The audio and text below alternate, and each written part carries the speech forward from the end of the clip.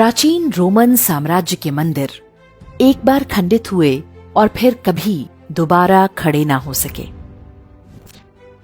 यूनान में उनकी देवताओं को शैतान बताकर मंदिर ध्वस्त कर दिए गए, तो फिर कभी बन नहीं सके।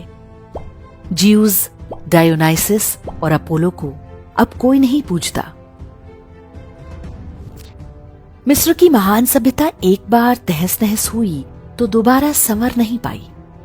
आज केवल उसके अवशेष ही बाकी हैं।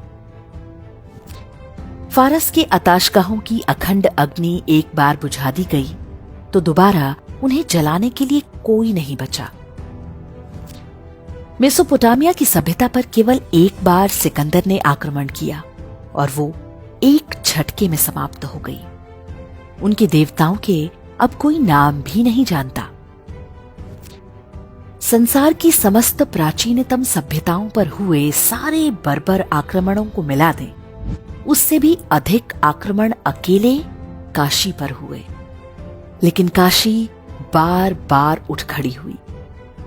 असभ्य और बर्बर आक्रमणकारियों के हर चिन्ह को साफ करके काशी प्रकाशमय हो उठी।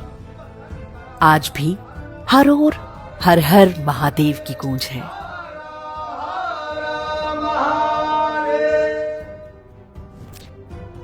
संसार के सारे असभ्य मिलकर भी सभ्यता का नाश नहीं कर पाते। धर्म कभी भी समाप्त नहीं होता। धर्म के कार्य के लिए ईश्वर कब किसका चयन करेंगे, ये कोई नहीं जानता।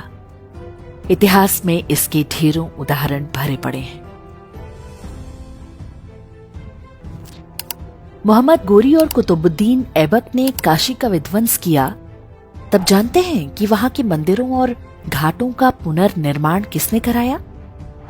कन्नौज नरेश जयचंद के पुत्र राजा हरीशचंद्र ने। और वो भी तब जब चंदावर के युद्ध में वो गोरी की सेना से पराजित हो गए थे। सिकंदर लोदी के समय हुए ध्वंस को ठीक कराया अकबर के दरबार में रहने वाले राजा मानसिंह और राजा टोडरमल ने। राजनीतिक कारणों से लोग भले 1000 टुकड़ों में टूट जाएं, महादेव की शरण में आकर सभी एक हो जाते हैं। क्या ब्राह्मण, क्या क्षत्रिय, क्या यादव, क्या गुर्जर, क्या वैश्य।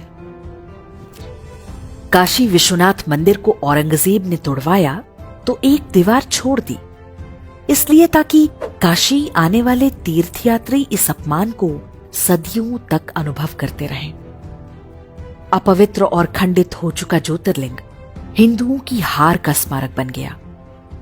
किंतु आसुरी मानसिकता का उत्तर कोई दैवीय सभ्यता कैसे देती है, ये भी ध्यान देने योग्य है।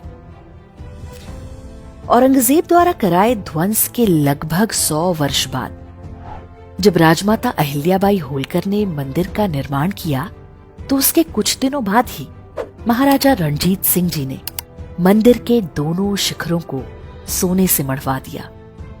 दिल्ली में बैठे मुगलों की आंखों के सामने मंदिर पर 22 मन सोना चढ़वाकर दिखा दिया कि लुटेरों की सेंधमारी से महान सभ्यताओं का वैभव समाप्त नहीं होता।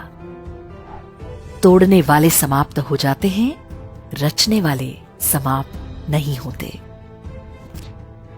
अयोध्या में वर्ष 1528 में बाबर ने जब भगवान श्री राम के जन्मस्थल पर बने विशाल मंदिर को ध्वस्त करा के एक शैतानी ढांचा खड़ा किया, तो उसने भी नहीं सोचा होगा कि ये युद्ध अभी समाप्त नहीं हुआ। 500 वर्ष तक हिंदू निरंतर संघर्ष करते रहे। अंततः खंडहरों के नीचे से भगवान श्री राम का भव्य मंदिर उठ खड़ा हुआ। हमारा ये संघर्ष न आज आरंभ हुआ है, न अभी इसका अंत है। सोमनाथ से जो क्रम आरंभ हुआ है, वो अयोध्या, काशी या मथुरा पर ही थमने वाला नहीं है।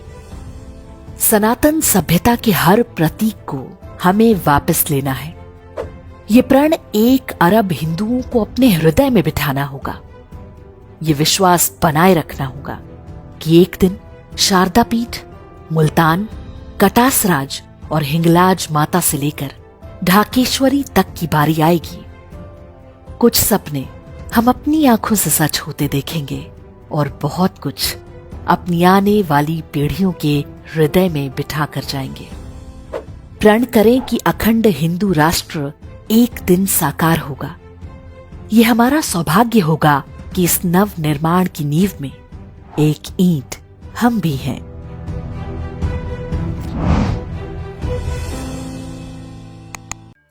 Thank you for watching.